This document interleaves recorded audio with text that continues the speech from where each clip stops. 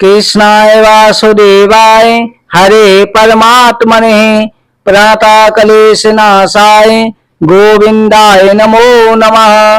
बोलो हरिवंश महापुराण की जय।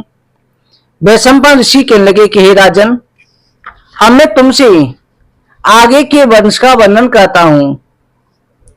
इसी वंश में आपको जो मैंने कल ढूंढमार के वंश का वर्णन किया, कुबलास हुआ।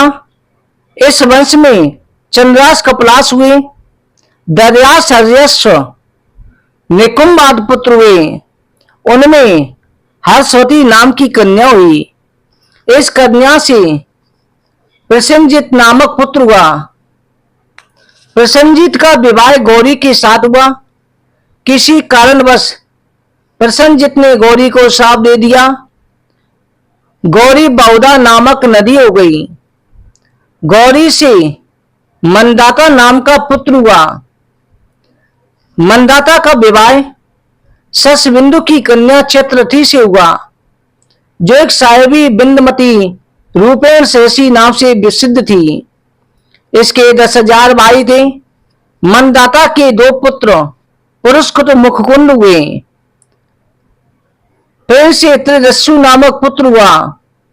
इसने अपनी पत्नी नर्मदा के गर्भ से संबोत नामक पुत्र उत्पन्न किया। संबोत का पुत्र सुधनवा हुआ। सुधनवा का पुत्र त्रिधनवा। फिर उसके पुत्र त्रारुण हुए, जो अच्छा विद्वान था।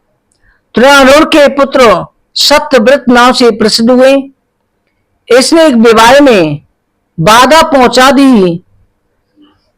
किसी के विवाह में वर-वधू सप्तपदी का मंत्र बोल रहे थे, अभी मंत्र पूरे नहीं हुआ, सत्यव्रत ने बाल अवस्था व स्वावश कामक्षित होकर कन्या का अपहरण कर लिया, अपनी पत्नी बना लिया। इस पर सत्यव्रत के पिता महाराज त्रारुण ने उसे त्याग दिया। बोले कि तुमने नीच का पिता कहलाना उचित नहीं समझा, तू चांडालों के साथ निवास कर। पिता की बात सुनकर के सत्यव्रत वशिष्ठ जी के यहाँ गया, पर वशिष्ठ जी ने उसे इस अपराध को क्षमा नहीं किया।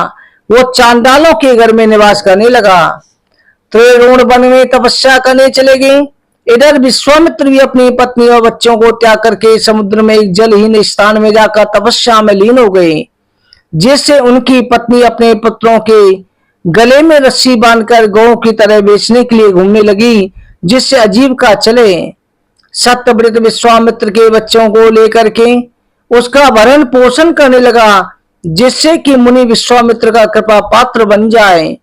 वह विश्वामित्र का बालक भी महर्षि बना, जिसके गले में रस्सी बांधे जाने का उसका नाम गालव पड़ा।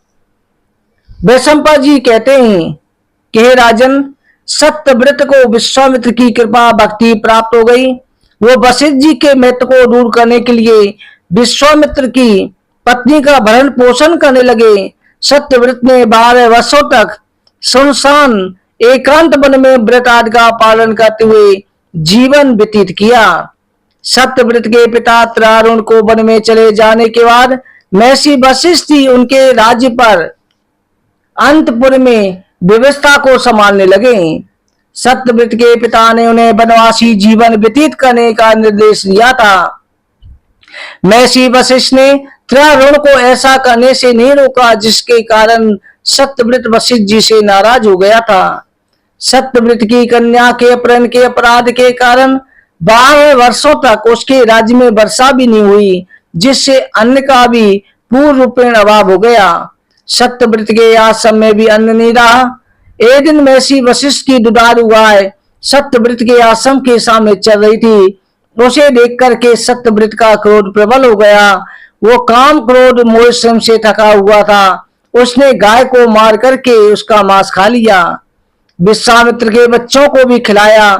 इसे दुखी होकर क्रोध पूर्वक महर्षि वशिष्ठ ने सत्यव्रत से कहा, तुमने पुनः पाप नहीं किया होता तो तेरे पाप को क्षमा कर दिया जाता। अब तूने 3 पाप कर दिए हैं, पिता को असंतोष, गुरु की गौ की हत्या, असंस्कृत मांस का भक्षण, इसलिए तेरा नाम त्रिशंकु होगा। विश्वामित्र अपनी तपस्या पूरी करके वन से घर वापस आए। त्रिशंकु ने उनके परिवार का भरण पोषण किया है, ये जानकर के प्रसन्न हो गए। उन्होंने त्रिशंकु को वरदान मांगने को कहा। त्रिशंकु ने इसी शरीर से स्वर्ग जाने का वरदान मांगा। विश्वामित्र ने मस्तु कहा। विश्वामित्र ने त्रिशंकु को अयोध्या की गद्दी पर बिठाया। वहां से अनावृष्टि समाप्त हो गई। मुनि ने सत्यव्रत को एक यज्ञ का अनुष्ठान कराया। सभी देवता महर्षि वशिष्ठ की आंखों के सामने ही सदैव स्वर्ग में भेज दिया। कंक के नरेश के वंश में उत्पन्न हुई कन्या सतरंगा से त्रिशंकु का विवाह हुआ। उससे हरिश्चंद्र नामक पुत्र उत्पन्न हुआ। हरिश्चंद्र ने राजसूय करने के कारण सम्राट की उपाधि प्राप्त करी। हरिश्चंद्र के पुत्र रोहित, रोहित के पुत्र हरित, हरित के पुत्र चिंच, उनके दो पुत्र विजय और सुदेश, विजय का पुत्र रुक और उसके पुत्र बाहु हुए। इसमें शक, यवन, काम्बोज, पारद, पहलव, हेले नामक वंशों की उत्पत्ति हुई। इसी वंश में आगे चल के मलेच्छों के द्वारा पदभ्रष्ट होने वाले महाराज सगर की उत्पत्ति हुई। महाराज सगर से आगे चल के इनसे अंशुमान आदि हुए, जिनमें भागीरथ हुए, जो गंगा जी को लेकर के आए। सगर की उत्पत्ति का कारण इस प्रकार कहा जाता है कि सभी मलेच्छों ने महाराज सगर के पिता के राज्य को छीन लिया था। उनके पिता राजबाहु अपनी पत्नी के साथ वन में प्रस्थान किया और वन में जाकर के रहने लगे।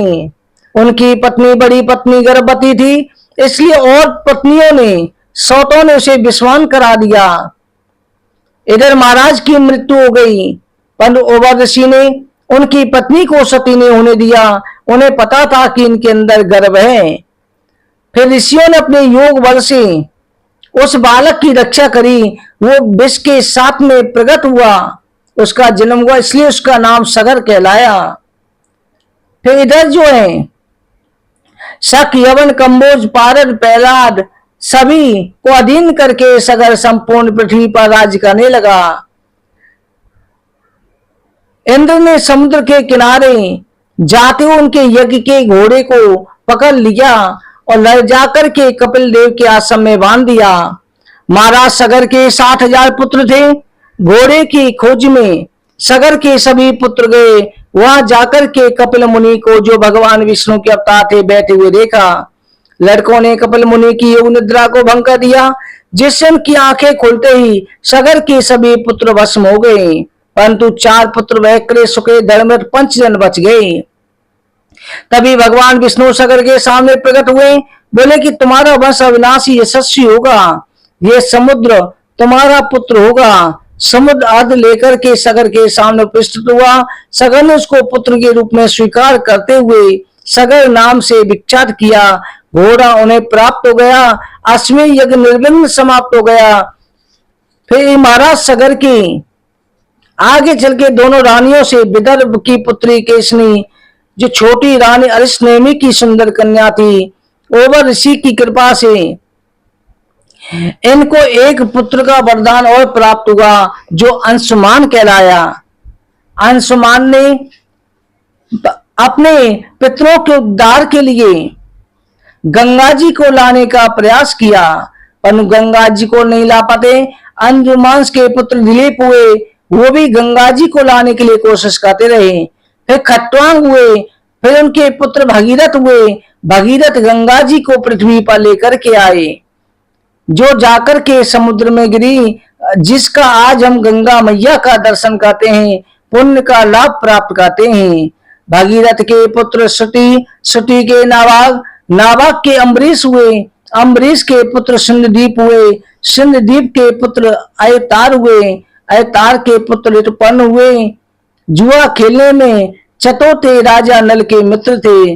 ऋतुपर्ण का पुत्र आठपर्ण हुआ। आठपर्ण का पुत्र सुदामा, जो इंद्र का मित्र था। सुदामा के पुत्र सौदास हुए, जिसे कलमास्पाद मित्र से नाम से कहा जाता है।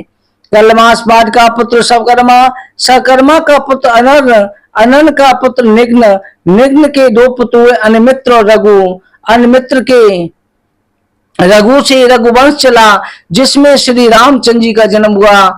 इनके दिलीप के रघु के अयोध्या की राजगद्दी पर बैठे, रघु के आज के दशरथ, और दशरथ के राम लक्ष्मण शत्रुघ्न भरत, राम जी के लव और कुश हुए, कुश के अतिथि, अतिथि के पुत्र निषद, निषद के पुत्र नल, नल के पुत्र नव, नव के पुत्र पुंडरीक, पुंडरीक के पुत्र खेमधनवा हुए, खेमधनवा के पुत्र देवानिक, देवानिक के ऐनगु, ऐनग के सुधनवा, सुधनवा के अनल, अनल के पुत्र उक्त, उक्त के पुत्र बजनाव, फिर उनके पुत्र व्यस्ताताग, फिर पुष्य, फिर अर्षिद्धि, फिर उनके मित्र, फिर सुदर्शन, अग्निवर्ण, शीघ्र मरु नामक पुत्र उत्पन्न हुआ। इस तरह से सूर्यवंश हुआ।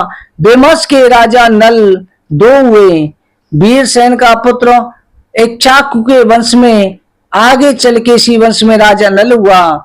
अब हम तुमसे भगवान श्री विष्णु के अवतारों की, श्री कृष्ण कथाओं की वर्णन करेंगे।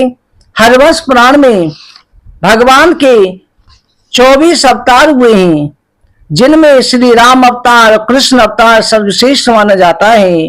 भगवान के अवतारों की कथा श्रवण करने से वंश की वृद्धि प्राप्त होती है। बोलो हरवंश महापुराण की जय।